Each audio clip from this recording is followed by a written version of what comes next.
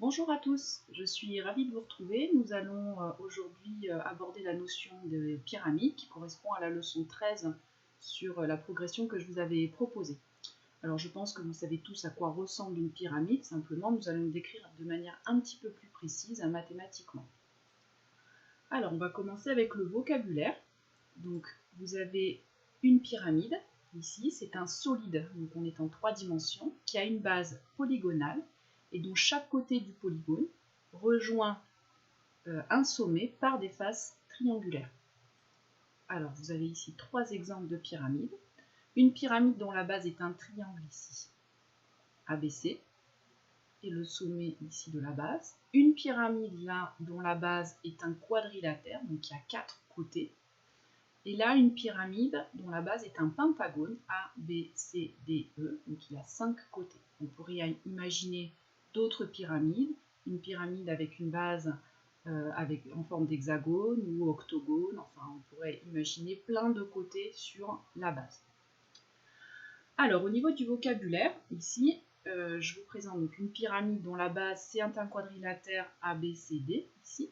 Et on a le sommet de la pyramide et on a le point H. Alors le point H, il est sur le quadrilatère, à l'intérieur du quadrilatère ABCD, de manière à ce que ici la droite OH est perpendiculaire, vous voyez ici à la droite HB. On a bien le codage de l'angle droit. Alors les mots de vocabulaire à retenir ici, c'est le mot sommet principal. Le sommet principal ici de la pyramide, c'est le point O, c'est-à-dire celui qui est en face de la base. On a la base ici ABCD. La hauteur de la pyramide, ici c'est OH. Donc la hauteur de la pyramide, ça ressemble finalement à la hauteur dans un triangle, c'est-à-dire c'est la droite qui passe par un sommet qui est perpendiculaire à la face qui est opposée ici. Et ensuite, on a deux autres termes, les faces latérales. Les faces latérales, ce sont les faces qui sont tout autour ici de la base. Donc en fait, ce sont des triangles. On a le triangle OAB ici à gauche, le triangle OBC devant nous, le triangle OCD à droite, et le triangle OAD qui est la face à l'arrière. Ça, ce sont les faces latérales. Alors, il y a 4 faces latérales parce que la base a 4 côtés. Donc, il y a autant de faces latérales que de côtés sur la base. Si la base c'était un pentagone, c'est-à-dire une forme avec 5 côtés, on aurait 5 faces latérales, etc., etc. Les arêtes latérales, ce sont les arêtes qui rejoignent le sommet principal à un autre sommet de la pyramide. Donc, par exemple, ici, l'arête OA, OB, OC et OD. J'ai 4 arêtes latérales. De la même manière que les faces latérales, j'en ai 4 parce que ma base c'est un quadrilatère. Donc si c'est un quadrilatère, il y a 4 sommets et du coup il y a 4 arêtes latérales. Alors faites attention ici, ce sont des arêtes, donc des segments, on note bien entre crochets.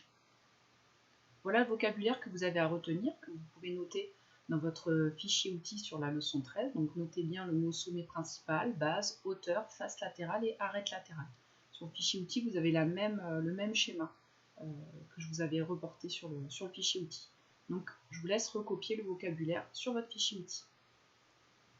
Ensuite, on va passer à un type de pyramide particulière qu'on appelle une pyramide régulière. Donc une pyramide régulière, c'est une pyramide dont toutes les faces latérales sont des triangles isocèles superposables, c'est-à-dire strictement identiques. On peut les mettre les uns sur les autres.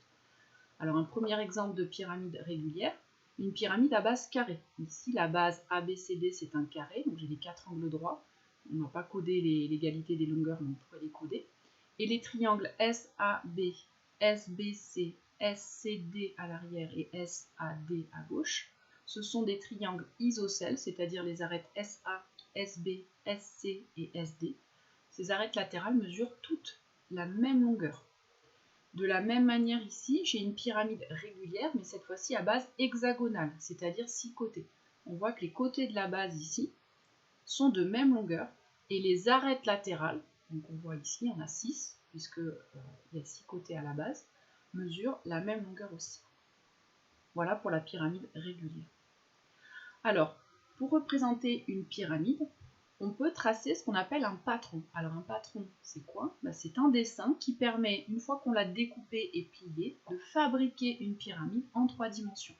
Alors ici, vous avez un exemple à gauche d'une pyramide, et on imagine que l'on ouvre cette pyramide, c'est-à-dire les faces latérales là, les 4 faces latérales, je les ouvre, donc sur le modèle qui est au milieu, et une fois que je l'ai mis à plat, j'obtiens ceci. Donc j'ai la base au centre, et les faces latérales ici de chaque côté. Alors là, on voit qu'on avait une pyramide régulière à base carrée. Donc, on voit qu'au centre, j'ai une base qui est un carré. Et puis, tout autour, j'ai à chaque fois un triangle isocèle qui sont tous identiques. Voilà le modèle pour un patron. Alors ça, c'est le patron le plus classique, c'est-à-dire en étoile. Donc la base au centre et puis tout autour, on a ouvert les faces latérales. Mais on pourrait imaginer plein d'autres patrons. C'est pas la seule façon de tracer un patron. Donc, je vous en montre quelques-uns ici. Donc on a le patron le plus classique ici avec la base au centre et les faces latérales tout autour, celui qu'on appelle en étoile. Mais on pourrait imaginer que la face par exemple qui est à droite, la face latérale là, qui est à droite, on pourrait venir la coller ici au lieu de la coller sur la base. Donc c'est le cas ici. De la même façon, la face qui est en bas, ici la face latérale, je pourrais venir la coller sur la face latérale qui est à gauche. C'est le modèle de celui qui est là. Et puis on pourrait imaginer plein de façons finalement de mettre les faces latérales et pas forcément la base au centre. Donc, par exemple ici, la base elle est ici et toutes les faces latérales sont collées au même endroit ici sur l'arête de la base. Alors là vous avez plein de façons différentes de fabriquer un patron. Tous ces patrons sont justes et quand on le plie on obtient exactement la même pyramide. Alors ce qui va être important là par la suite, qu'il va falloir retenir, c'est comment on calcule le volume d'une pyramide. Alors là je vais vous donner la formule que vous aurez à apprendre. Pour calculer le volume d'une pyramide, la formule est la suivante. Je fais l'aire de la base, je multiplie par la hauteur de la pyramide et je divise tout ça par 3. Alors cette formule, là, je vous la donne telle qu'elle. Si on avait un petit peu plus de temps, on aurait pu voir d'où vient un petit peu cette formule avec une pyramide tiers de cube, ce que je fais d'habitude, mais là, cette année, on n'aura pas le temps. Donc vous apprenez simplement la formule par cœur et on va montrer comment on l'applique sur un exemple. Alors, j'ai un exemple ici, j'ai une pyramide régulière à base carrée. D'accord? Donc là, la base, elle fait 40 mm de côté. Et la hauteur, elle est schématisée ici par le trait en pointillé qui mesure 30 mm. Donc je vais appliquer la formule qui est là pour calculer le volume de cette pyramide. Alors, il faut déjà que je connaisse la hauteur de la pyramide, mais la hauteur de la pyramide est donnée, elle fait 30 mm. Donc la hauteur de la pyramide, là dans la formule, je la connais. Je continue, il me faut l'aire de la base. La base ici c'est un carré, donc c'est important d'identifier à quoi ressemble la base. La base est un carré puisque la pyramide est régulière et que la base a 4 côtés. Donc effectivement la base c'est un carré. Comment je calcule l'aire d'un carré? Je fais côté fois côté. Donc là l'aire de la base, je vais faire 40 fois 40, j'obtiens 1600 mm². Attention aux unités, c'est une aire donc c'est en mm². Ensuite, j'ai plus qu'à reprendre la formule du volume de la pyramide. Je fais l'aire de la base fois la hauteur et je divise le tout par 3.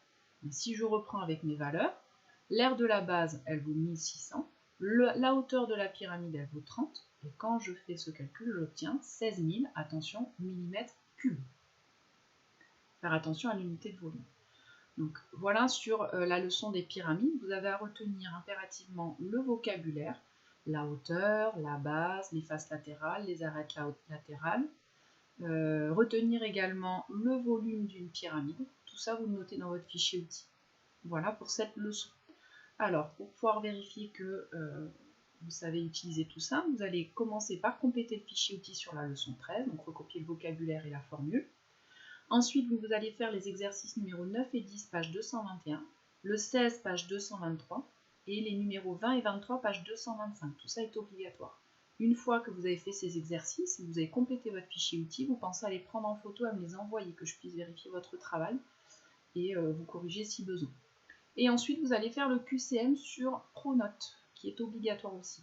Alors, en travail facultatif, vous avez le numéro 31, page 226. Donc, pour les élèves les plus à l'aise, je vous conseille fortement d'aller faire celui-ci. Vous allez réinvestir des propriétés, des théorèmes qu'on a déjà vus dans l'année. Donc, c'est important de se reformuler un petit peu tout ça, de retravailler tout ça. Voilà, et bien travaillez bien, et puis à bientôt.